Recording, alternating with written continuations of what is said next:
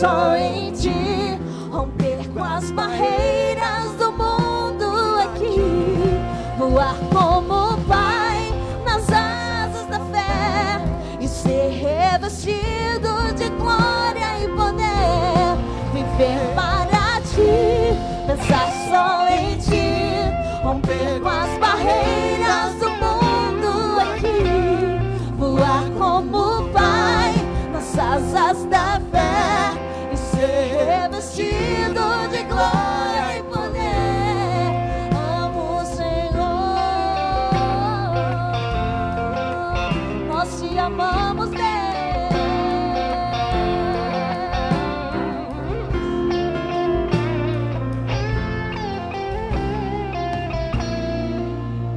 Vamos cantar juntos. Viver para ti, pensar só em ti, romper com as barreiras do mundo aqui, voar como o Pai nas asas da fé e ser revestido de glória e poder.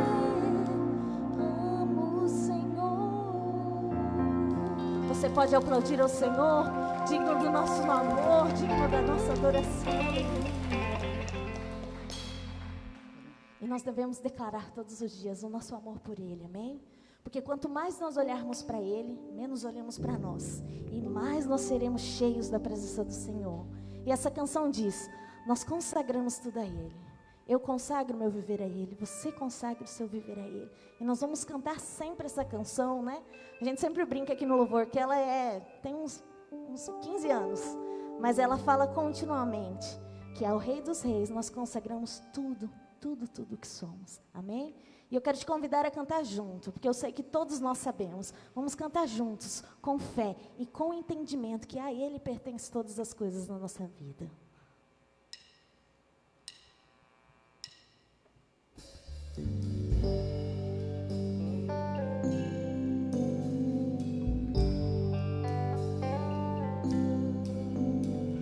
Ao Rei dos Reis consagro tudo o que sou, de gratos louvores transborda o meu coração. A minha vida eu entrego nas tuas mãos, meu Senhor, pra te exaltar com todo o meu amor. Aleluia. Eu te louvarei conforme a tua justiça e cantarei louvores, pois tu és altíssimo. Celebrarei a ti, ó Deus, com meu viver. Cantarei e contarei as tuas obras, pois por tuas mãos foram criados terra, céu e mar e todo ser que neles há. Toda a terra celebra a ti com cânticos e júbilo, pois tu és o Deus Criador. Toda a terra celebra a ti com cânticos e júbilo, pois tu és o Deus Criador. Celebrarei a ti, ó Deus, com meu viver. Cantarei e contarei as tuas obras, pois por tuas mãos foram criados terra, céu e mar e todo ser que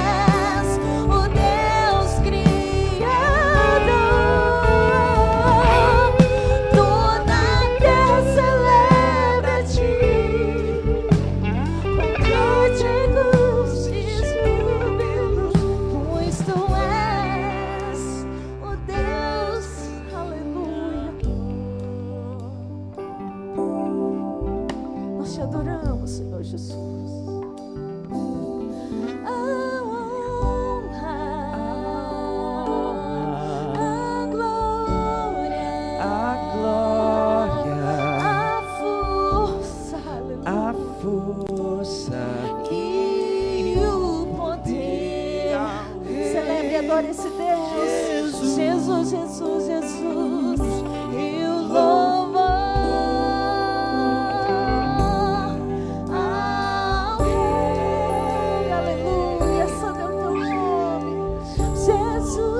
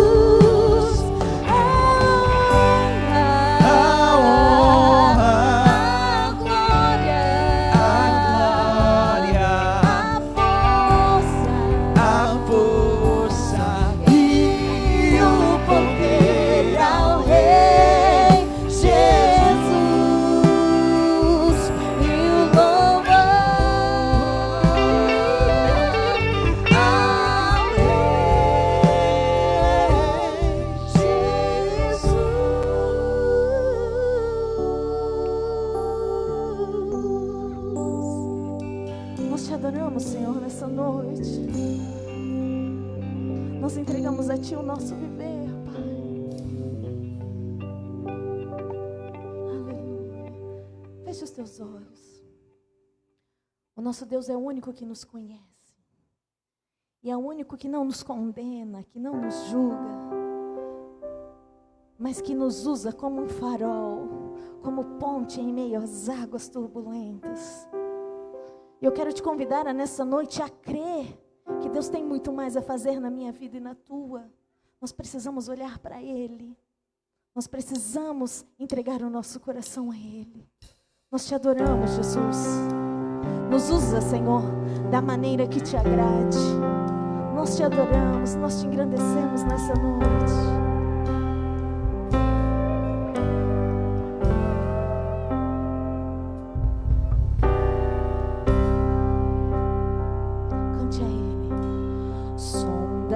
Senhor, e me conheces, Ele tudo vê. Quebranta o meu coração. Cante ao Senhor.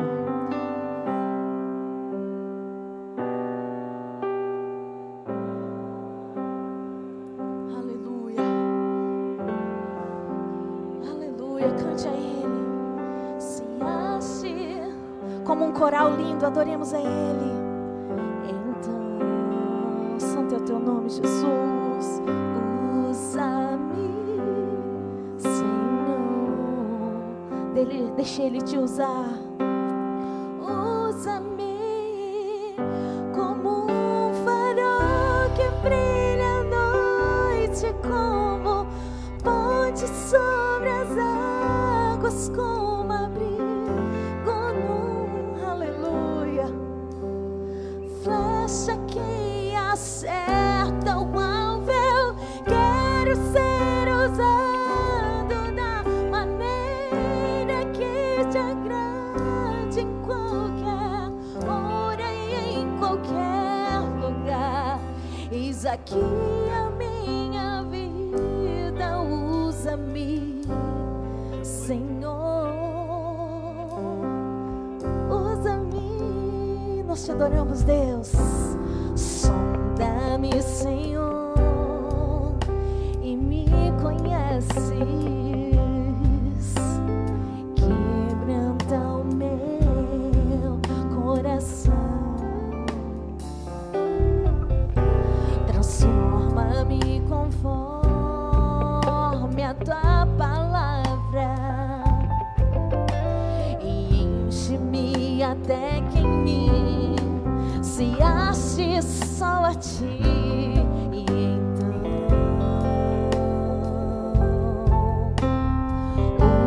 usa-me, Senhor. Usa-me como um farol que brilha à noite,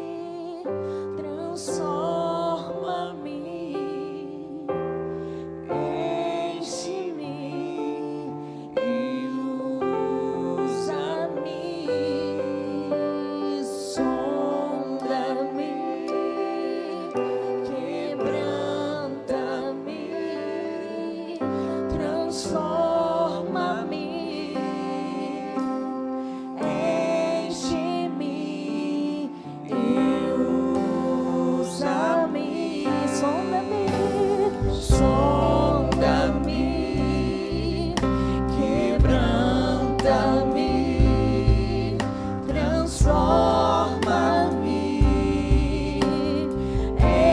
enche-me e usa-me, Senhor, como um farol que brilha à noite, como ponte sobre as águas, como abrigo no deserto, como flecha que acerta um alvo. Eu quero ser usado da maneira que te agrade, em qualquer hora e em qualquer lugar. Eis aqui a minha vida, usa-me, Senhor, usa-me, Senhor.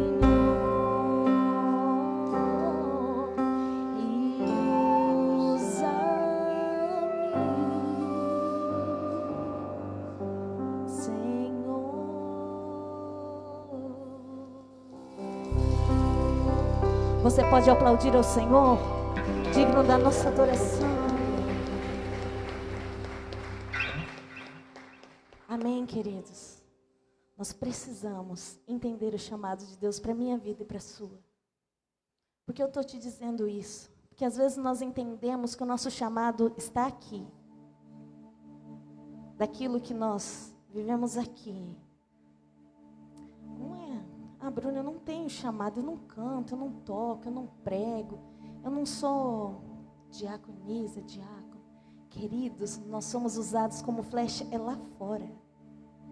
É lá na sua casa, é lá no seu serviço, é lá que você é usado como flecha. Como?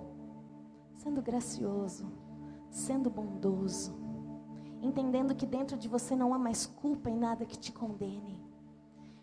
Você é usado do Senhor quando você se esvazia de você e deixa Ele te encher.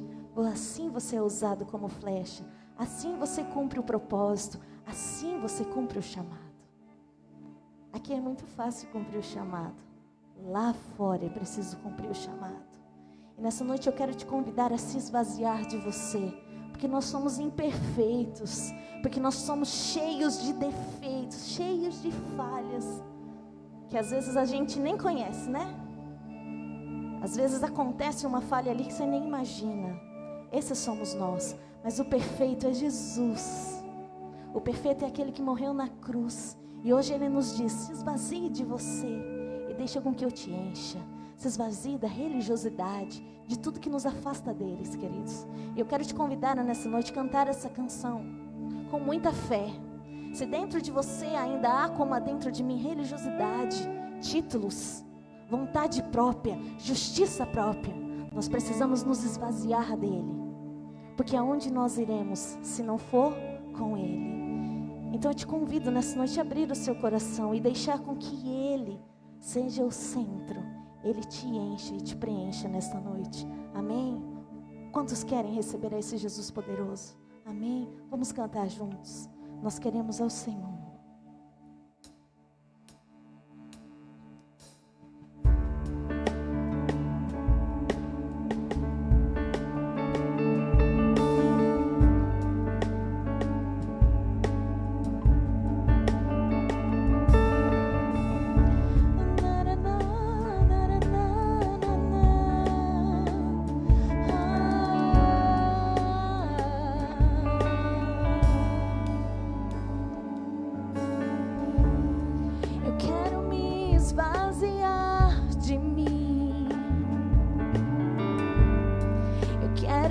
Esvaziar da religiosidade, eu quero me esvaziar de mim,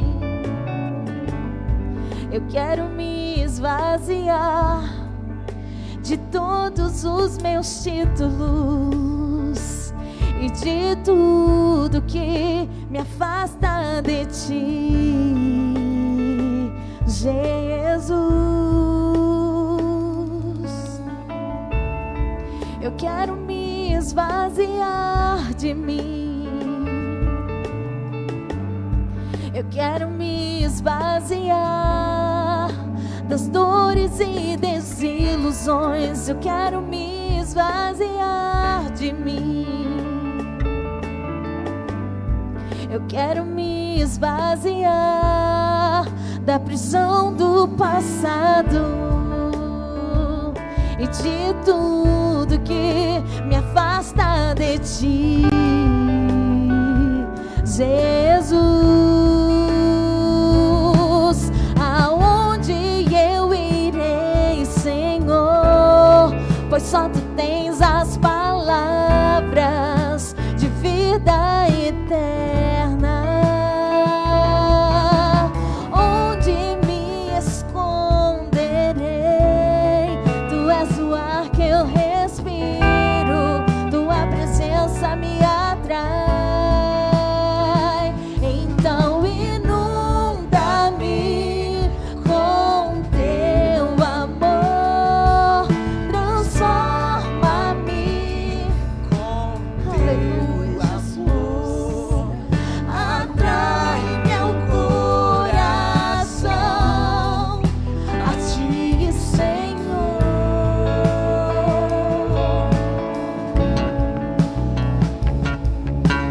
Move-me com teu amor e usa-me para o teu louvor.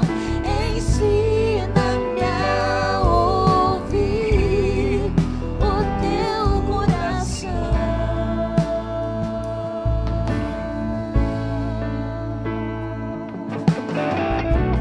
Nós queremos te ouvir, Senhor.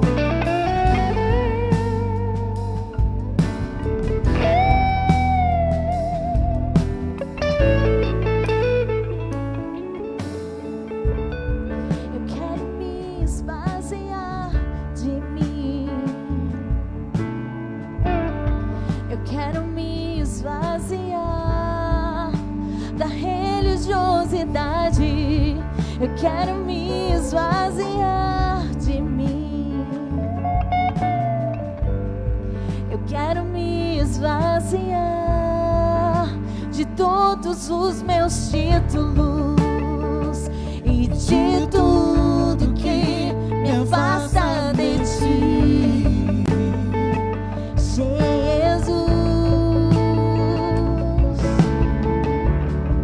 Eu quero me esvaziar de mim. Eu quero me esvaziar das dores e desilusões. Eu quero me esvaziar de mim. Eu quero me esvaziar da prisão do passado e de tudo que me afasta de ti, Jesus. Declare com fé ao Senhor. Aonde eu irei, Senhor? Pois só tu tens as palavras de vida eterna. Onde me esconderei? Tu és o ar que eu respiro, tua presença me atrai. Então inunda-me com teu amor, transforma-me com teu amor, atrai meu coração a ti, Senhor. Cada dia mais e mais e mais. Move-me com teu amor e usa-me para o teu louvor. Ensina-me a ouvir o teu coração. Eu me esvazio, Senhor. Diga isso a Ele. Me leva em teus braços de amor.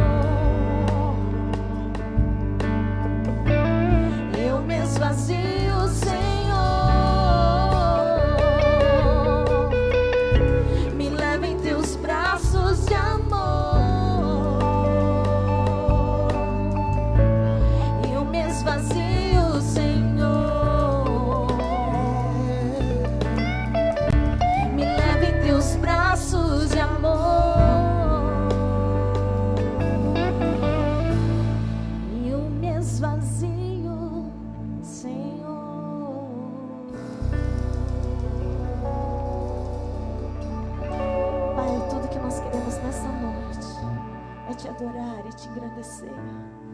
Não temos mais para onde ir se não for contigo, Jesus.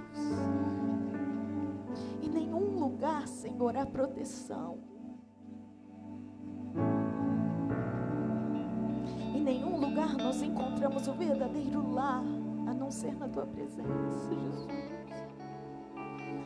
Oh, Senhor, esvazia cada um de nós de toda prisão, de todo passado, de toda religião, de toda frustração, de toda culpa, de toda misereza espiritual. Nós queremos viver para Ti, nós queremos viver a Tua justiça, nós queremos viver o Teu controle, Pai. Inunda-nos, transforma-nos, Deus, usa-nos da maneira que o Senhor deseja, Pai.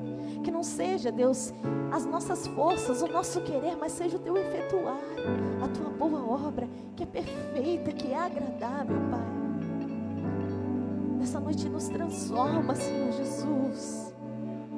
Nessa noite nos livra, Deus, daquilo que nos impede de Te conhecer, Deus, de Te ver face a face, de Te sentir todos os dias, de sentir o Senhor em todas as coisas. Nós nos esvaziamos, Jesus.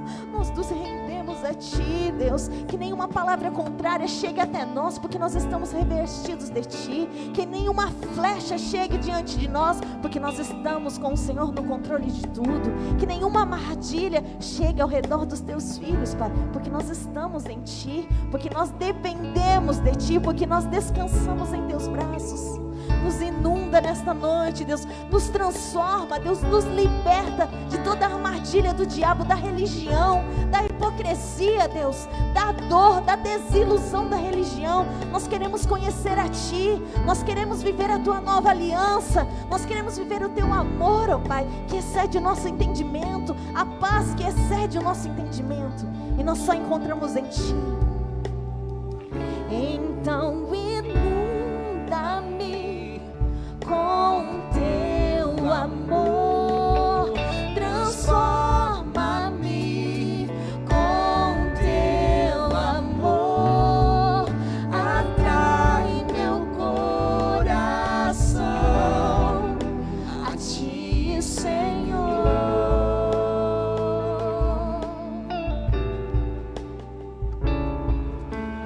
Move-me com Teu amor e usa-me para o Teu louvor. Ensina-me a ouvir o Teu coração.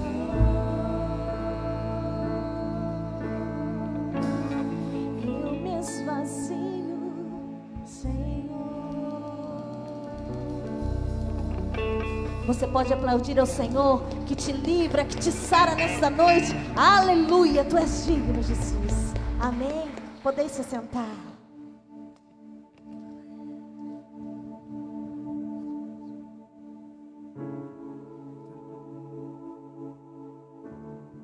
Glória a Deus. Vamos entregar nossos dízimos e ofertas, irmãos. Você que vai ofertar, que vai dizimar hoje, tome em suas mãos. Você que já dizimou, glorifica a Deus nesse momento. A rainha de Sabá, ela veio visitar Salomão. Ela trouxe um tesouro que dava para comprar uma ilha, de tanta coisa. Salomão não precisava. Salomão era bilionário, mas Salomão recebeu os presentes dela. Eu tenho usado essa analogia aqui, né? Porque como que funciona o dízimo na nova aliança? Nós não estamos mais debaixo do sacerdócio de Arão.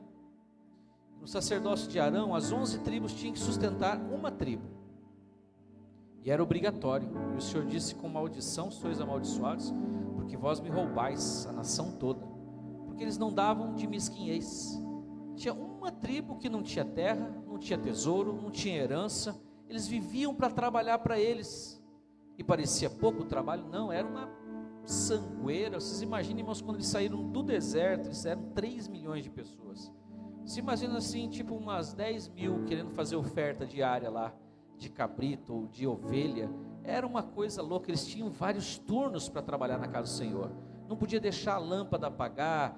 tinha os cantores, tinha os tocadores, tinha aqueles que faziam toda a manutenção daquele altar, os sacerdotes. O sacerdote não podia sentar em momento algum, ele ficava o tempo todo em pé, fazendo lá os momentos de oração pelo pessoal, quando eles confessavam os seus pecados. Então era mesquinhez. As outras 11 tribos ganharam terra, prosperavam, cresciam, e eles abandonaram o serviço da casa do Senhor. O dízimo era, na verdade, uma ação para que aquela tribo fosse sustentada. Mas depois de Jesus, a igreja, como que a igreja ela se relacionou com a questão do dinheiro? Sempre foi na base do amor, da oferta de coração. E o apóstolo Paulo fala, olha, cada um contribua segundo propôs no seu coração. A pessoa propôs dar o dízimo, ela vai ser abençoada de acordo com o que ela propôs no coração dela. Mas ele disse uma coisa muito importante: contribua com alegria, porque Deus ama aquele que dá com alegria. Então não pode ser peso, não pode ser imposto. Não posso vir aqui fazer com os irmãos barganha e dizer que Deus vai fazer isso, aquilo, aquele outro. Mais do que Ele já prometeu, eu não posso prometer. Mais do que Ele já nos deu, eu não posso dar. O que nós fazemos aqui é agradecer a Deus, louvar a Deus pela vida de cada um, que ajuda a manter esse lugar, que ajuda a manter a obra, E a obra do Senhor tem sido mantida por homens em todos os tempos. José de Arimateia, ele cedeu o túmulo dele para Jesus ser enterrado, porque Jesus não tinha nem túmulo. Tinha mulheres que serviam Jesus e elas sustentavam. E o apóstolo Paulo e os outros discípulos foram também sustentados, porque o Senhor levantava pessoas para doar. Eles viviam para aquilo, eles viviam para ministrar o Evangelho. E assim Deus tem feito durante todos esses séculos com a igreja. E como que é a questão da igreja? Então Deus não precisa do nosso dinheiro. Ele nos abençoa quando nós vamos e entregamos o dízimo, a oferta. Nós estamos honrando aquele que é maior do que nós. E eu sempre lembro do texto de Hebreus no capítulo 5 em diante, quando vai falar de Melquisedeque, que você vê menção dele num salmo e vê a menção dele lá em Gênesis 14. Abraão foi e entregou os dízimos, antes da lei, 700 anos antes da lei, ele entregou o dízimo a Melquisedeque. Melquisedeque levantou as mãos e abençoou, disse: bendito seja Abraão do Deus Altíssimo. E é essa palavra, e é esse sacerdócio que Jesus faz parte, o sacerdócio segundo a ordem de Melquisedeque, que não tem maldição, mas tem bênção, amém? Diga assim: não tem maldição, mas tem bênção, amém? Porque a pessoa que dizima oferta por medo, de gafanhoto, de miséria, de doença, ela não crê no amor daquele que derramou seu sangue lá na cruz. Mas tem bênção, e eu quero abençoar você nessa hora, amém? Feche os olhos, e eu vou usar as palavras de Melquisedeque, que é o sacerdócio segundo Jesus. Bendito seja você, que abençoa essa casa, que oferta, que tem um coração generoso, que ajuda pessoas, que ajuda obras de caridade, você que levanta a sua mão para doar, e para auxiliar aquele que necessita. Pode ter certeza, você é bendito do Senhor. E ser bendito quer dizer ir bem em todas as coisas, ser liberado para prosperar em todas as coisas. Porque a Bíblia diz que o homem que teme ao Senhor, ele não é mesquinho, ele tem a mão aberta, ele dá, ele empresta, ele ajuda, ele auxilia. E isso é o coração de Deus. Ele deu o melhor por nós, que é o Senhor Jesus. E esse momento é o momento de nós lembrarmos disso, de sermos gratos e sermos voluntariosos na obra do Senhor. Meu Deus, que o Senhor levante as tuas mãos agora para abençoar toda a tua igreja, Senhor, na face da terra. E esses irmãos que aqui estão, que têm orado, têm, ó Deus, buscado a tua face, têm te adorado aqui junto conosco, que têm estado, Senhor, nesse propósito para fazer com que esta obra avance, com que o verdadeiro evangelho, o evangelho da graça, ele encontre o coração das pessoas e liberte as pessoas do peso da religião, do peso da condenação, do peso da maldição. E nós não poderíamos trazer isso, Senhor, na hora da oferta dos dízimos, que é algo que tem que ser com alegria, com prazer, com voluntariedade. A tua palavra é clara que o Senhor ama aquele que dá com alegria, e que assim seja o nosso coração, Senhor, sempre alegre para fazer a tua obra caminhar com alegria, com determinação. E eu sei que o Senhor abençoa os teus filhos, já abençoou, e eu te peço que continue a abençoar, a prover, a ministrar, a fazer com que lá na casa, no lar, seja saúde, seja fartura, como nós temos vivido, Senhor, seja na fazenda, seja, Senhor, o gado, seja a empresa, nós abençoamos agora. Bendito seja esse meu irmão do Deus Altíssimo, no poder do nome do Senhor Jesus. Nós te agradecemos e nós te louvamos por essa rica oportunidade, em nome de Jesus. Quem crê, diga amém. Amém? Vamos cantar mais um pedacinho?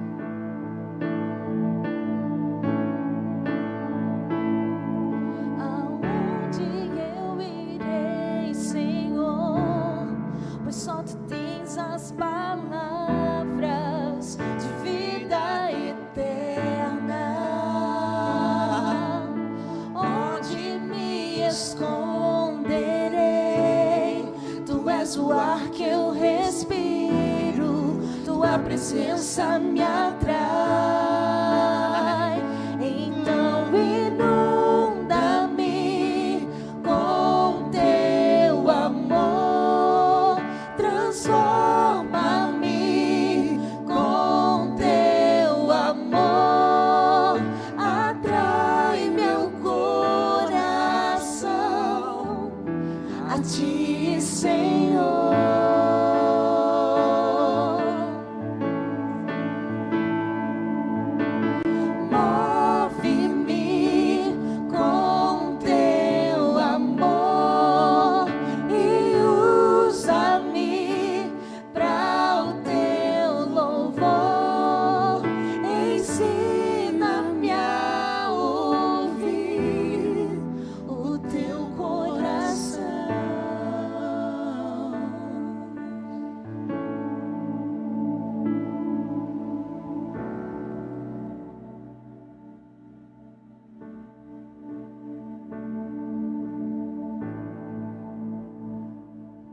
Graça e paz, igreja. Amém. Boa noite para todo mundo. Vocês podem abrir a Bíblia em Hebreus,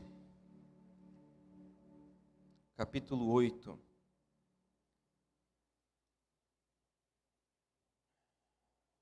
Carta aos Hebreus, capítulo 8. Nós vamos fazer uma leitura do capítulo 8.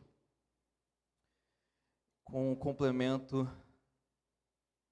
ao longo da pregação no capítulo 10, que está tratando do mesmo assunto. Amém? Hebreus capítulo 8.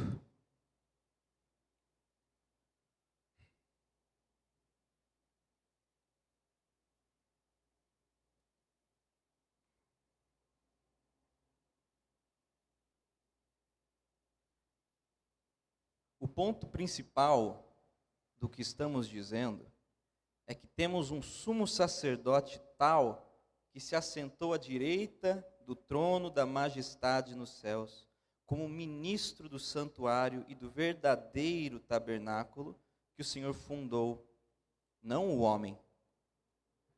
Todo sumo sacerdote é constituído para oferecer dons e sacrifícios, pelo que era necessário que este também tivesse alguma coisa que oferecer.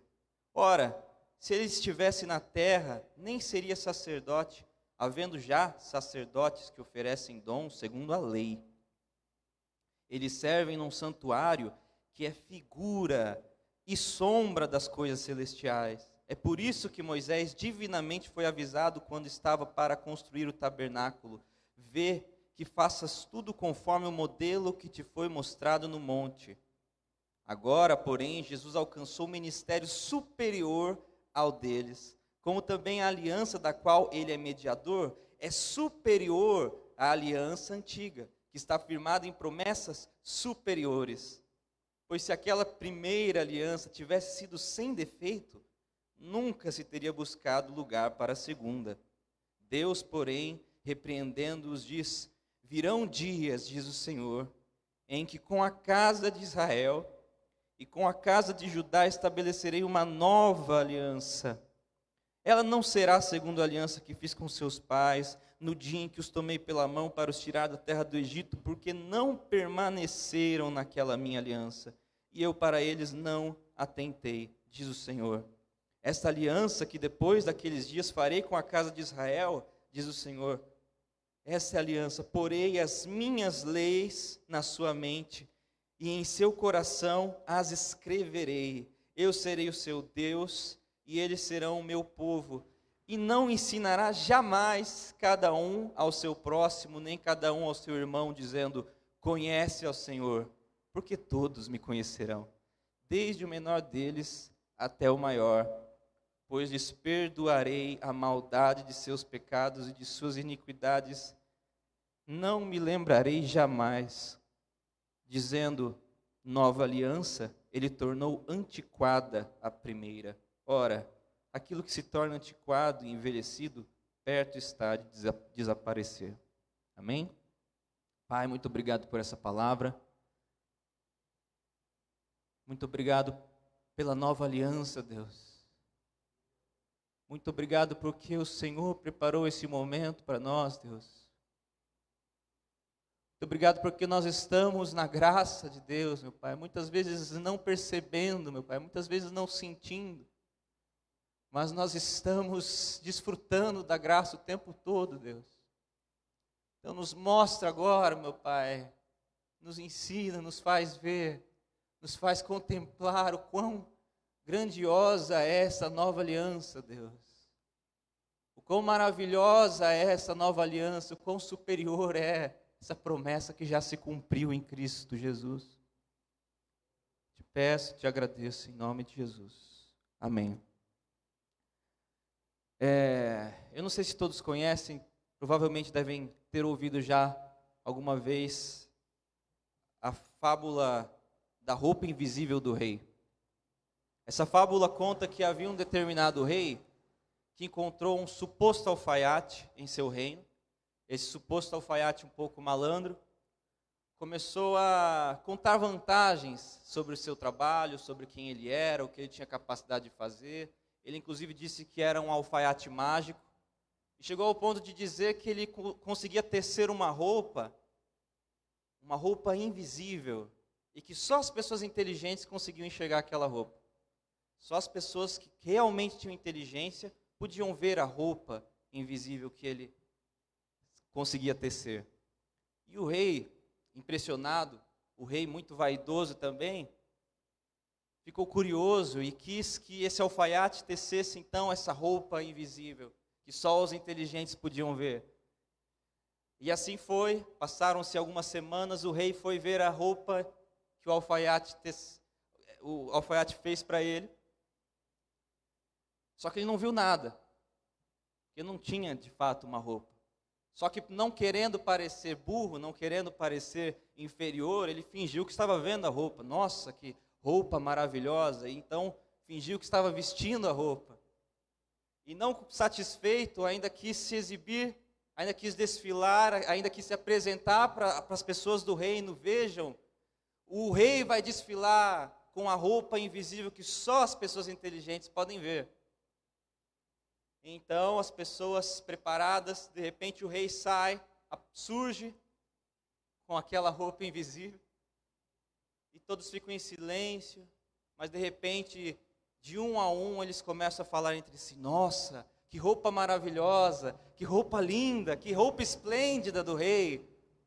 Até que de repente uma criança surge da multidão e grita, rindo do rei: o rei está pelado.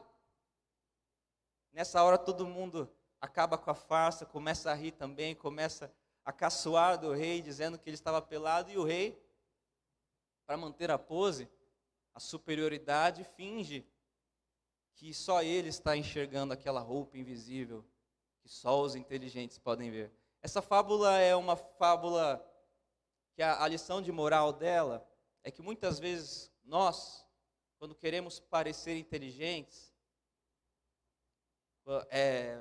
para ser aceito num grupo, ou para não ser inferiorizado diante das outras pessoas, nós fingimos que estamos vendo algo, fingimos que estamos entendendo algo, mas que na verdade ninguém está entendendo, ninguém está vendo. E nós fingimos porque não queremos parecer inferiores. E da mesma forma, a igreja muitas vezes ela fingiu que estava entendendo alguns conceitos, fingiu que estava enxergando algumas ideias, crendo em algumas ideias, quando na verdade havia uma confusão na doutrina. Só que quando se trata de fé, é um pouco mais complicado, é um pouco mais complexo. Porque a fé é justamente acerca de coisas que não se veem. Só que a fé não é algo que nós forçamos. A fé não é algo que nós decidimos ter, simplesmente querendo muito, com um pensamento positivo. Eu acredito, eu acredito, eu acredito. Alguns de nós ainda pensam que a fé é assim, mas a fé não é assim. As pessoas muitas vezes acham que se eu fingir que eu estou vendo, se eu fingir que eu estou crendo, uma hora eu vou acabar vendo, uma hora eu vou acabar crendo. Mas o antídoto, a forma de não ficar nesse fingimento, porque é muito importante que nós tenhamos sinceridade diante de Deus, é justamente que nós confessemos o que nós realmente estamos sentindo.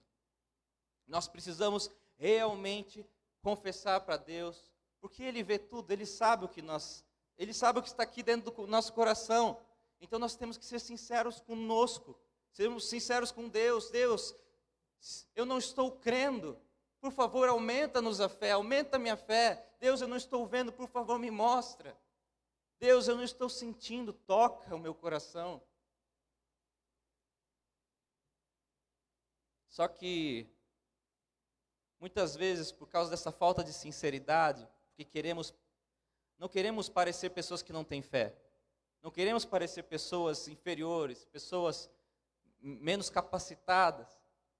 Muitas vezes nós lemos as Escrituras e por causa disso mesmo é que há tanta divergência na interpretação de alguns textos, há tanta confusão, doutrinas diferentes, porque muitas vezes nos falta sinceridade. Muitas vezes, quando é para nós interpretarmos um texto de maneira metafórica, simbólica, quando é uma figura de linguagem, muitas pessoas acabam interpretando de modo literal, e aí surge uma confusão danada em relação a essa interpretação. E quando é para nós interpretarmos de maneira literal, quando o texto está sendo muito claro, está dizendo exatamente aquilo que ele disse, sem nenhuma figura de linguagem, sem nenhuma alegoria, sem nenhuma metáfora, nós queremos achar significados ocultos. Muitas vezes porque nos fazemos de bobos. Muitas vezes porque não queremos aceitar o que está sendo dito. Porque vai contra algo que está dentro de nós. Mas é muito simples resolver isso. Só nos falta sinceridade. Muitas vezes. Um exemplo disso é o sábado, por exemplo. O sábado foi feito para os homens. O sábado foi dado de presente para os homens. Deus criou o sábado para os homens e não os homens para o sábado. Existia um significado profundo no sábado, no dia do descanso para o povo judeu. Foi um presente para que eles tivessem um dia que eles iriam descansar. Deus estava os obrigando a descansar, a folgar, porque senão eles iriam trabalhar incessantemente. Deus instituiu o sábado para o bem daquele povo. E não somente isso, mas o sábado simbolizava o descanso perfeito que nós temos em Jesus Cristo. Mas os homens, pegando regras por regras, esquecendo dos significados, esquecendo do significado profundo que tinha por trás daquela regra, e atendo-se somente à regra, eles perverteram o sentido do sábado, ao ponto de quando Jesus estava curando no sábado, eles o condenaram, dizendo, como pode? Esse homem está violando o sábado. Então eles colocavam a regra acima da misericórdia. Jesus estava curando uma pessoa e eles estavam atentando-se aos seus manuais, à sua regra, esquecendo do significado. Outro exemplo de uma coisa que tem um significado, que às vezes pode ser uma figura de linguagem, Jesus usou como uma figura. O reino dos céus está entre vocês. O reino dos céus está próximo. O reino de Deus. Mas os discípulos não conseguiam entender o que era esse reino de Deus, porque eles estavam querendo um reino material. Eles achavam que Deus estava falando de um reino físico.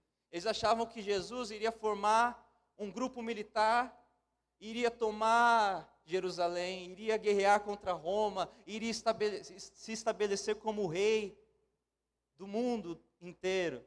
Mas não era isso que Jesus estava dizendo. Jesus estava dizendo de um reino mais profundo. O reino dos céus, o reino de Deus está em vocês, está aqui dentro, está aqui.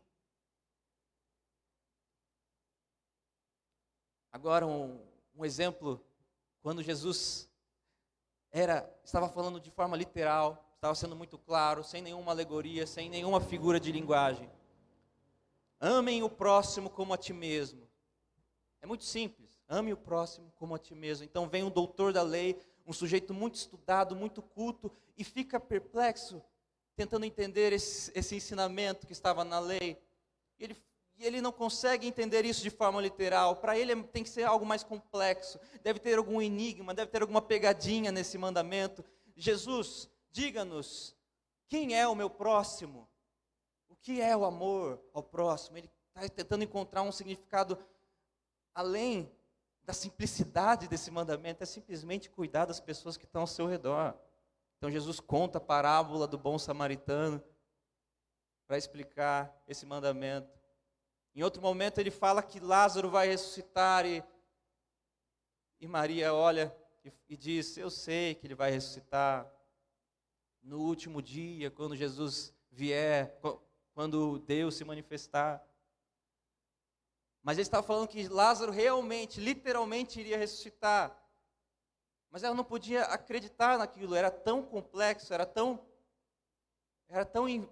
improvável para ela, ela nunca viu um homem ressuscitar. Mas Jesus estava sendo claro, estava falando de forma literal. E por fim, o último exemplo. Jesus falou para os seus discípulos, revelou para os seus discípulos que ele iria morrer. Mas os seus discípulos não queriam acreditar. Isso deve ser alguma metáfora. Não é possível que o rei de Israel, o líder escolhido, o Messias vai padecer, vai morrer. Não, ele veio para nos salvar. Como é que ele pode morrer?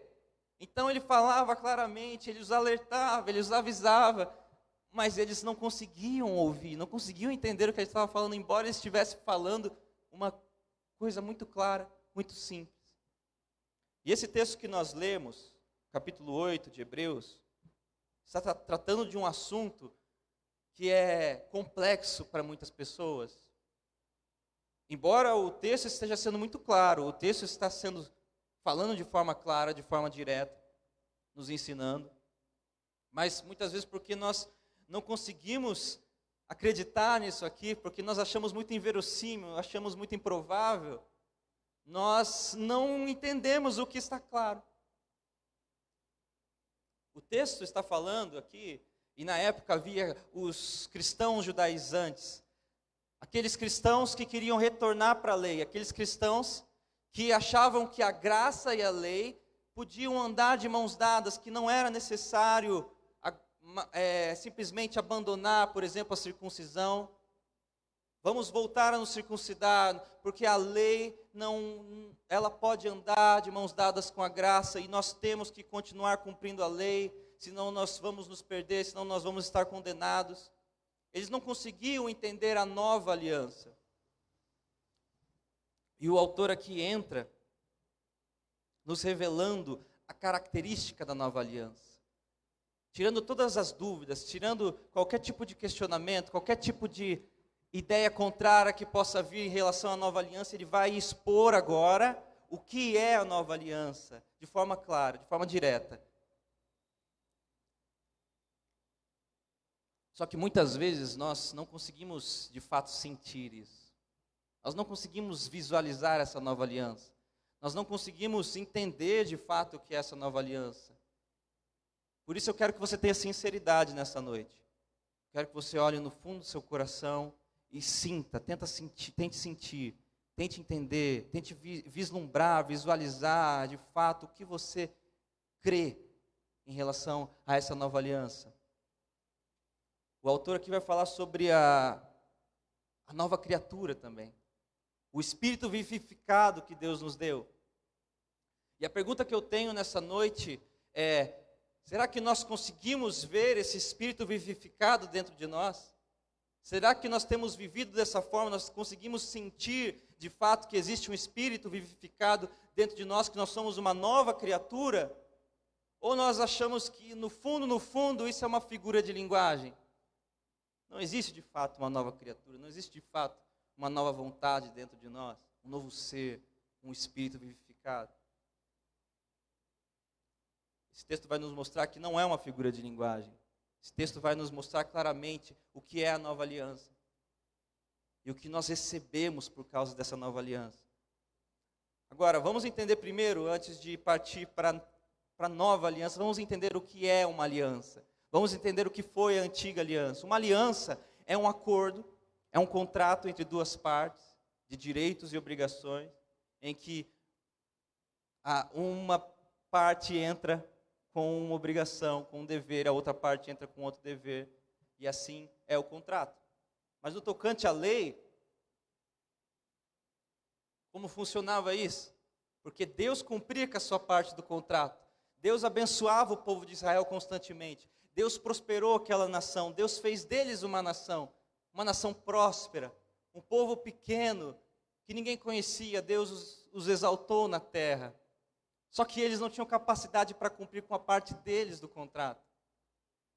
Eles não tinham capacidade para cumprir o mínimo daquelas exigências, daquele acordo que eles tinham feito com Deus. Embora Deus quisesse os abençoar, eles constantemente ignoravam aquelas regras, constantemente ignoravam aquele contrato, porque o homem não tem capacidade por conta própria de obedecer à lei.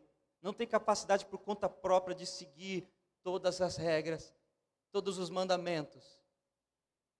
A segunda característica da antiga aliança, além de ser esse contrato, a segunda característica da aliança é que ela é só uma sombra. Ela é só uma figura de uma aliança perfeita. De uma aliança perfeita que já existia na eternidade, desde a fundação do mundo, porque o Cordeiro foi imolado desde a fundação do mundo.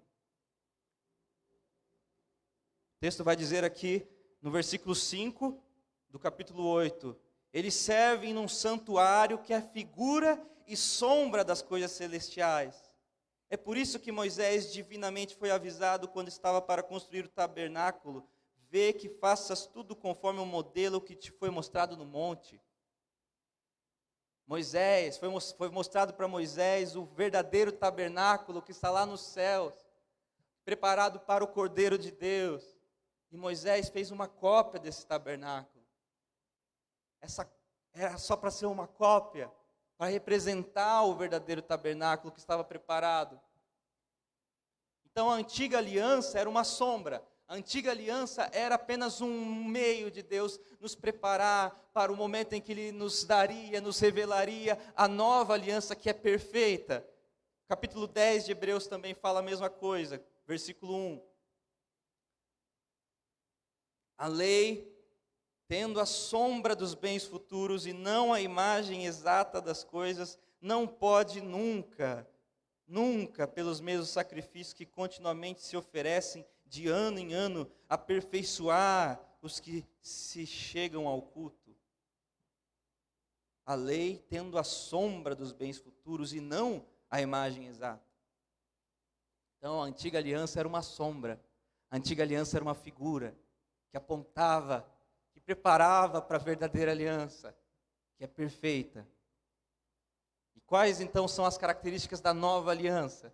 Primeiro, a nova aliança também é parecida com a velha aliança. Também é um contrato, também é um acordo entre duas partes. Só que na nova aliança, a parte que nos cabia nesse contrato, aquilo que era para nós cumprirmos, Cristo cumpriu por nós.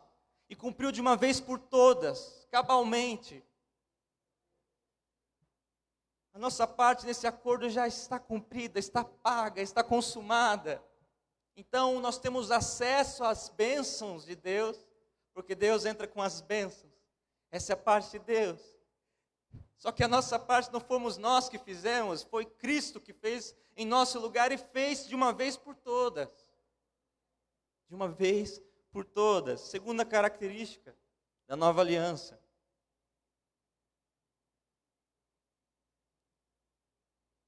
Nós, antes, tínhamos que seguir regras que estavam fora de nós.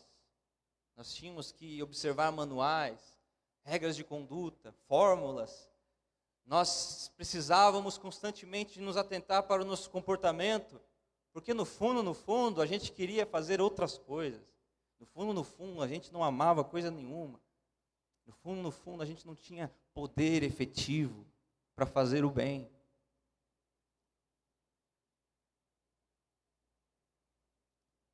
Mas esse texto vai nos mostrar que a nova aliança é diferente.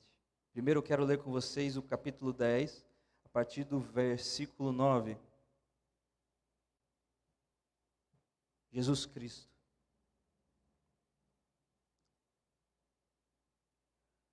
Então acrescentou aqui: estou para fazer, ó Deus, a tua vontade. Tira o primeiro para estabelecer o segundo. Nessa vontade é que temos sido santificados pela oferta do corpo de Jesus Cristo, feito uma vez por todas. Todo sacerdote se apresenta dia após dia, ministrando e oferecendo muitas vezes os mesmos sacrifícios que nunca podem tirar os pecados. Este, porém, havendo oferecido para sempre um único sacrifício pelos pecados, assentou-se à direita de Deus, daí por diante espera que os seus inimigos sejam postos por estrado dos seus pés, porque com uma só oferta aperfeiçoou para sempre os que estão sendo santificados. Para sempre. Veja, no começo do capítulo 10, a partir do versículo 12 está dizendo: de outra sorte, não teriam deixado de ser oferecidos, se aqueles sacrifícios da antiga aliança pudessem nos purificar. Uma hora ou outra a gente acabaria sendo purificado, então eles não seriam mais necessários. Mas eles não tinham poder de fato para nos purificar, eles não tinham poder de fato para nos transformar, para mudar a nossa natureza. Mas aqui ele vai dizer que a nova aliança, o sacrifício perfeito de Jesus Cristo, este sim, este porém, havendo oferecido para sempre um único sacrifício pelos pecados, assentou-se à direita de Deus. Porque, versículo 14, porque com uma só oferta aperfeiçoou para sempre os que estão sendo santificados. E agora capítulo 8, voltando ao capítulo 8 de novo, a partir do versículo 7.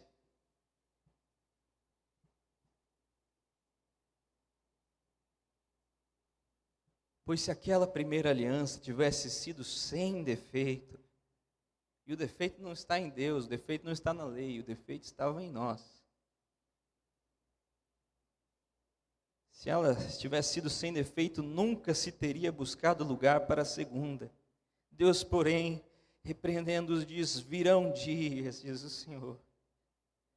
Virão dias em que com a casa de Israel e com a casa de Judá estabelecerei uma nova aliança. Ela não será a segunda aliança que fiz com seus pais, no dia em que os tomei pela mão para os tirar da terra do Egito, porque não permaneceram naquela minha aliança. Eles não podiam permanecer, eles não tinham capacidade.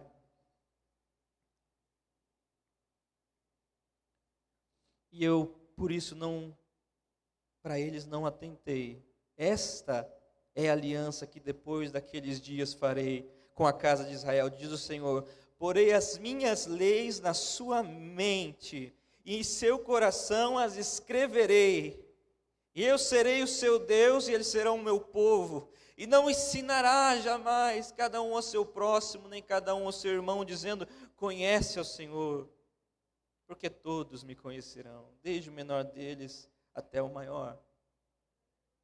Na nova aliança, nós não seguimos mais regras, nós não seguimos mais fórmulas, não, porque nós temos o amor de Deus cravado no nosso coração, cravado na nossa mente. Nós temos a vontade perfeita de Deus dentro de nós, de modo que a nossa própria vontade é a vontade de Deus, se torna a vontade de Deus.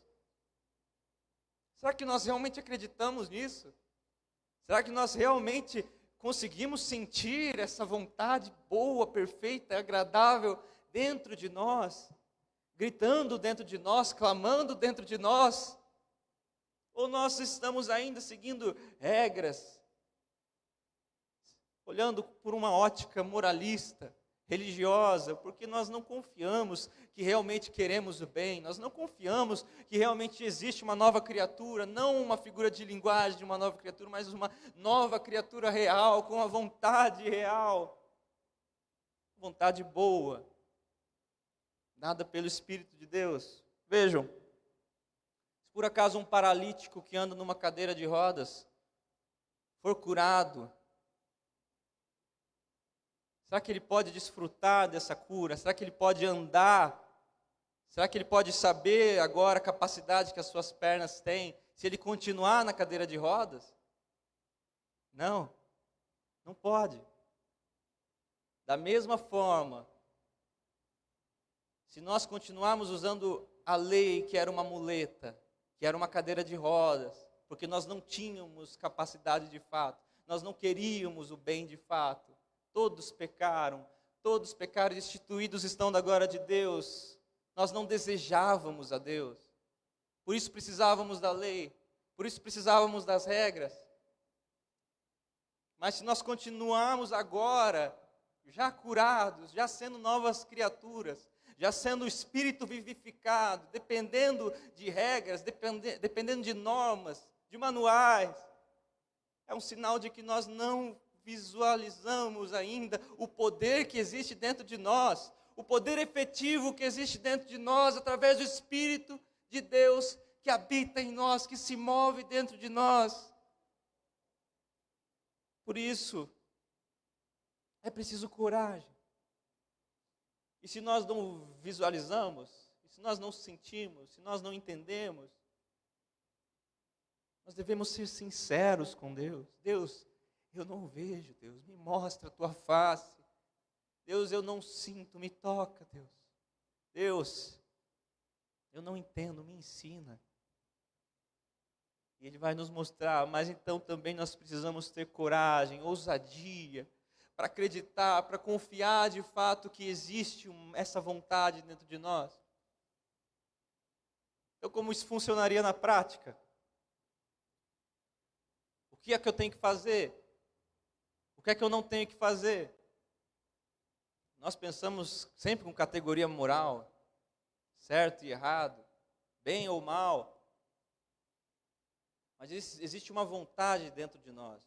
E o que eu quero dizer com isso é que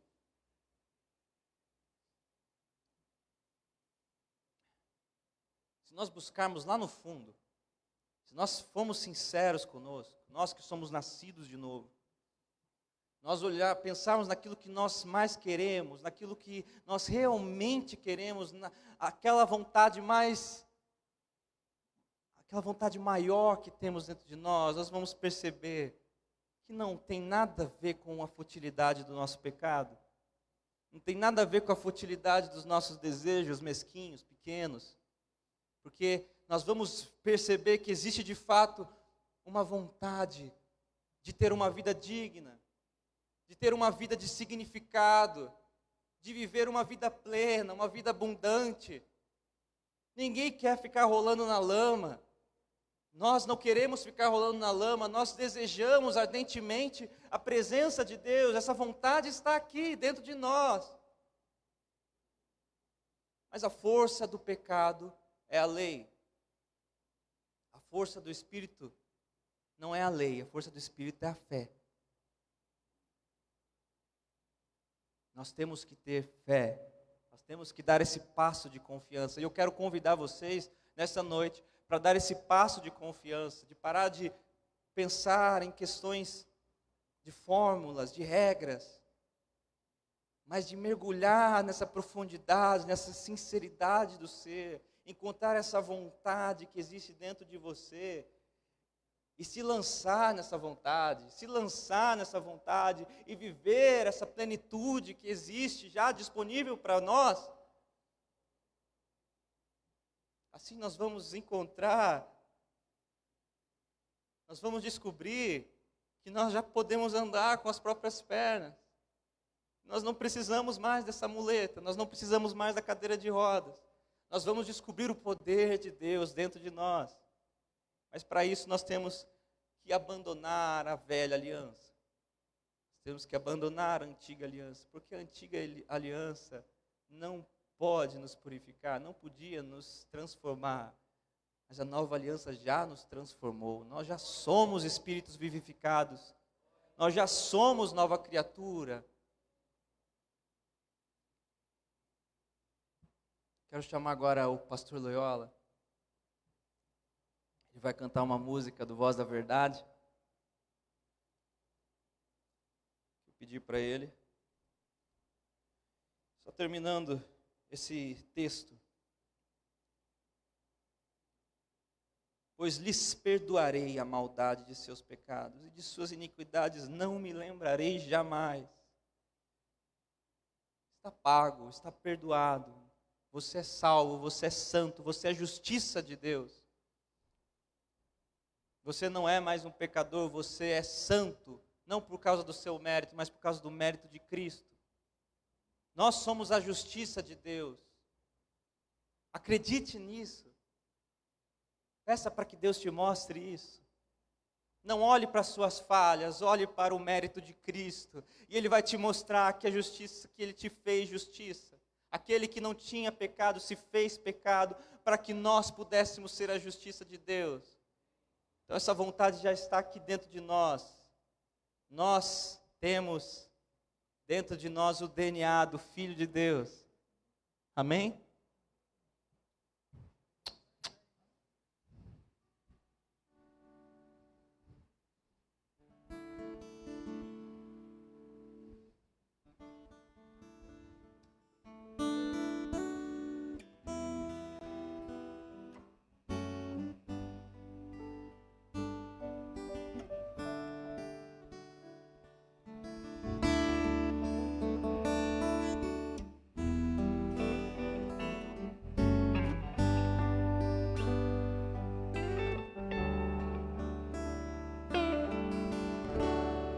Uma chuva que cai e lava minha alma. Uma chuva que vem da cruz de Jesus. Esse sangue que entra em minhas veias e me faz conhecer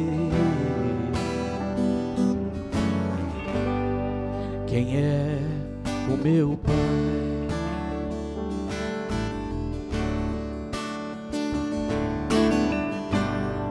Pelas suas feridas eu pude ser sarado. Esse sangue tem poder. Deixa o medo de lado.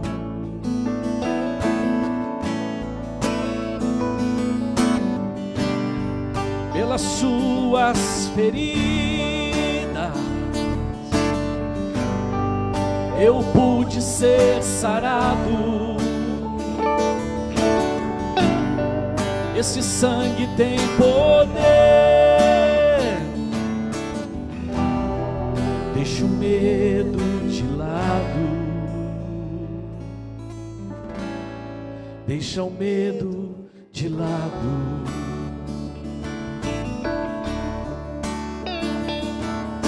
Chuva de sangue eu sinto aqui cair.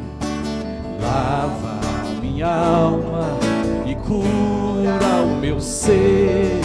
Sangue de Deus que se fez filho seu.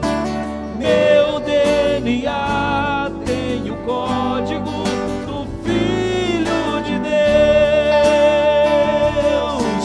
Chuva de sangue eu sinto aqui cair.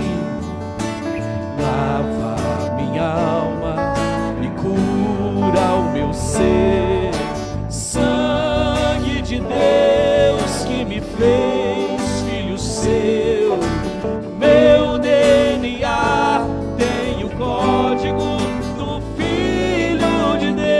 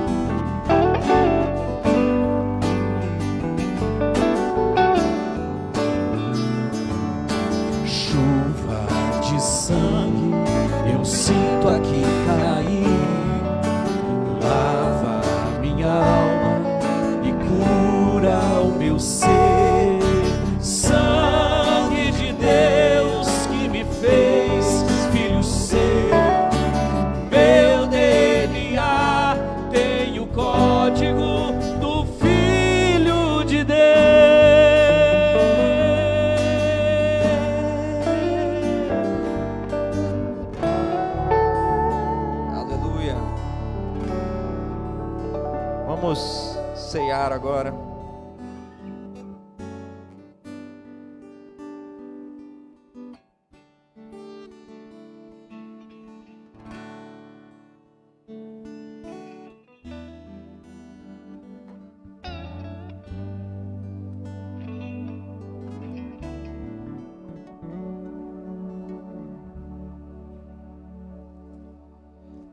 Aquelas vestes invisíveis do rei, aquela roupa invisível do rei, era uma roupa falsa, uma roupa que não existia. Era só vaidade, era só enganação. Porque é isso que o homem tem para oferecer. É isso que esse mundo tem para oferecer. E nós ficamos fingindo muitas vezes. Mas se você ainda não sentiu, se você ainda não viu, você pode pedir para Deus essas vestes celestiais que Ele preparou para você. São vestes de justiça. E é uma roupa que realmente existe, uma roupa que nos cobre. Nós estamos cobertos pelo sangue de Deus, nós somos puros, nós somos filhos de Deus. Amém? No capítulo 10 de Hebreus,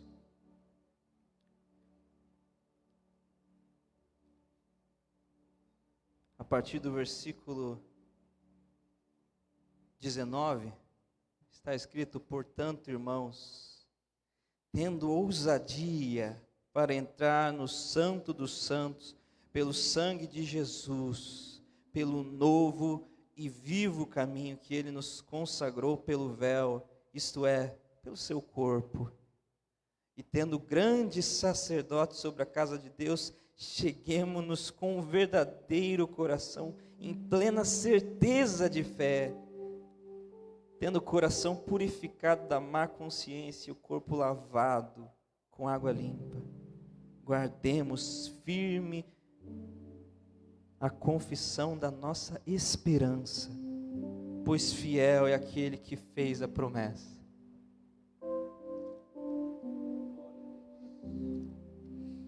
Nós podemos entrar no Santo dos Santos, nós podemos entrar diante da presença de Deus. Deus é santo, Deus é puro, porque nós fomos purificados de uma vez por todas. Somos salvos por causa da obra de Cristo, não por causa do nosso mérito, do nosso esforço, do quanto nós nos esforçamos para cumprir as regras, ou até mesmo para crer. A fé não se trata de um esforço para crer, a fé é uma certeza, é uma convicção que só pode vir de Deus. Só pode vir de Deus.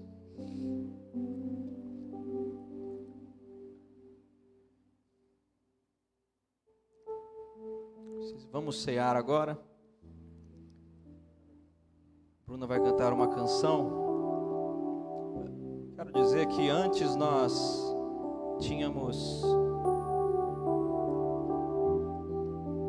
o entendimento de que comer do corpo de Deus indignamente era comer do corpo de Deus em pecado, sem confessar os pecados, não é? Mas nós sabemos que não é isso. Porque dele, por ele,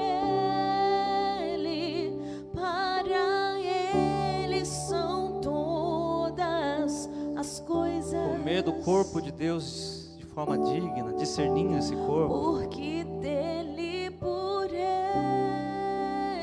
compreender o significado desse momento. todas as coisas. Porque dele, por ele, Compreender que nós já somos puros. Esse não é o momento para nos purificar. Esse é o momento para celebrar o fato de que nós já somos puros, já somos santos por causa de Cristo, somente por causa de Cristo. Tudo foi feito para Ele, por meio dEle. A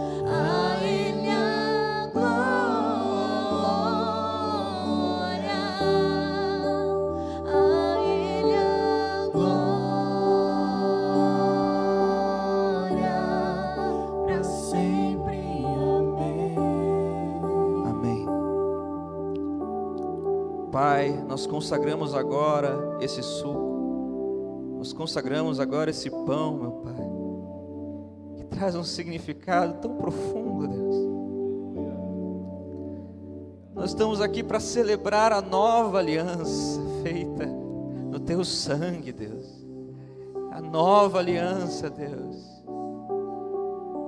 Não é um momento para nos purificar, é um momento para celebrar, pois nós já estamos limpos, já estamos purificados, já temos vestes de justiça por causa deste sangue que foi derramado. Senhor, como nós ansiamos, meu Pai, pela sua volta, como nós queremos de fato, meu Pai, ver e conhecê-lo como o Senhor nos vê, Deus. Mas nós já podemos desfrutar, meu Pai, podemos desfrutar de nova vida, meu Pai, através dessa nova aliança. Por isso nós, meu Pai, agora consagramos esse pão, esse cálice. Pois eu recebi do Senhor o que também vos ensinei, que o Senhor Jesus, na noite que foi traído, tomou o pão, e tendo dado graças, o partiu e disse: isso é o meu corpo que é entregue por vós, fazei isso em memória de mim. Semelhantemente, depois de cear, tomou o cálice, dizendo: esse cálice é a nova aliança, no meu sangue, fazei isso todas as vezes que beberdes, em memória de mim. Vocês podem participar.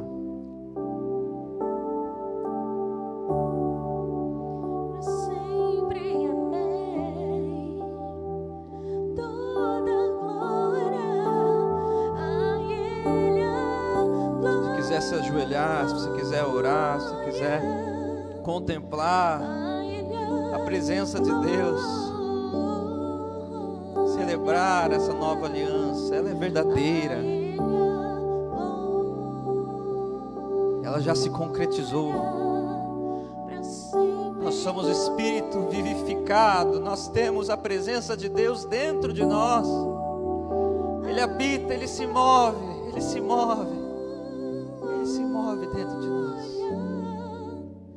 A Ele a glória, a Ele a glória dele, toda a glória dele. Amém. Glória a Deus. Vamos ficar em pé para nós encerrarmos. Glória a Deus. Jesus disse: se o Filho vos libertar, verdadeiramente sereis livres. Nós temos ceado todos os domingos, irmãos, para colocar Cristo no centro. Cristo tem que estar no centro. João Batista, ou melhor, João, o apóstolo, teve uma visão que ele viu Jesus no meio dos 7 castiçais, que se representariam, os 7 castiçais representariam a igreja, as igrejas, e Jesus estava no meio, estava no centro. Nós temos tantas demandas, tantos problemas, tantos temas, tantas coisas para tratar, e a igreja ela se perdeu no meio de tantas essas produções que a gente tem, né? Cada vez tem mais problema. Só o arrebatamento vai acabar com os nossos problemas, né? E se a igreja ficar concentrada nesses problemas, nessas demandas, a gente perde o autor da vida, a gente perde de vista o autor da vida. E Ele deixou a ceia para nós lembrarmos justamente disso. Todas as vezes que vocês comerem esse pão, beberem esse cálice, vocês vão lembrar de mim, vão lembrar do que eu fiz. Esse é o significado da igreja. É a morte e a ressurreição de Jesus. Ele é a nossa esperança. O resto vai ter problema até o fim da vida. E até lá Ele será a nossa justiça, a nossa vitória. E essa vitória que vence o mundo, a nossa fé. Amém? Nós cremos e professamos. Nós estamos com esse propósito na vereda, de colocar Jesus no centro e convidar todos aqueles que creem, né? E espalhar essa mensagem a todos aqueles que estão nessa cidade, qualquer outro lugar, através de nossas transmissões. Jesus tem que ser colocado no centro da igreja. É isso que nós estamos fazendo aqui. Se somos um pequeno número, somos uma voz que está se levantando, e com certeza Deus vai nos usar para isso. Nós não somos importantes, quem é importante é Jesus, e por causa da importância dele, nós somos ricamente abençoados. Amém? Faça assim com as tuas mãos. Deixa eu orar por você. Deus, tenho orado para que o Senhor abençoe as mãos dos teus servos todos os domingos, como um símbolo, como um significado de quando nós colocamos as mãos sobre as coisas, elas são abençoadas, prósperas. Nós podemos orar e pessoas serem curadas. Nós podemos, Senhor, abençoar a nossa casa, o marido abençoar a esposa e vice-versa, o pai ao filho, o filho ao pai. Aqueles que têm seus funcionários podem levantar as mãos para abençoá-los. Aquele Senhor que trabalha com todas as coisas, as mais diversas profissões, ao colocar a mão, o teu servo profeta, Senhor, diz: Senhor, abençoa as obras das nossas mãos. Senhor, que as tuas mãos se levantem agora, como a minha está levantada, para abençoar as mãos dos teus servos, e eles tenham uma semana de vitória, de realizações, que glorifiquem o teu nome. Senhor, que ao colocar as mãos e levantar as mãos, demônios caiam por terra, que ao abrir a boca, Senhor, que a verdade do teu evangelho e a palavra nos lábios do teu servo, da tua serva, seja a verdade que transforma realidades, para nós trazermos à existência, Senhor, aquilo que nós não estamos vendo, mas nós cremos. Haverá saúde, haverá progresso, haverá prosperidade, haverá vitória, haverá soluções, haverá portas abertas, haverá em nome de Jesus milagres acontecendo, haverá queda dos demônios, haverá em nome de Jesus derrubar das muralhas, e o teu nome será glorificado todos os dias dessa semana nas nossas vidas. Se com os teus filhos, leva-nos guardados, protegidos. Abençoa os irmãos que estão em casa, abençoa aqueles que estão enfermos, Senhor. Nós oramos pelo pastor Dinho, como eu falei com a sua esposa hoje, que eu estaria orando com a igreja, Senhor, que ele seja totalmente restaurado, que aqueles fungos, que aquelas bactérias sejam derrotadas pelo poder do teu sangue. Coloca, Senhor, sangue, uma gota de sangue nos seus pulmões, no seu sistema imunológico, e restaura a vida deles, Senhor, para a glória do teu nome. É a nossa oração, e por toda a igreja, em nome do Senhor Jesus. Que o Senhor te abençoe e te guarde, que o Senhor sobre você levante o seu rosto, que o Senhor faça brilhar a sua face sobre você e te dê a paz hoje e sempre. Os que recebem, digam amém. Deus abençoe você. Faz assim com a mão, diga: Deus abençoe meu irmão, vai na paz. Se cumprimentar, cumprimenta assim, né? Glória a Deus. Deus abençoe os irmãos em casa. Obrigado, Modesto Bete, pela presença.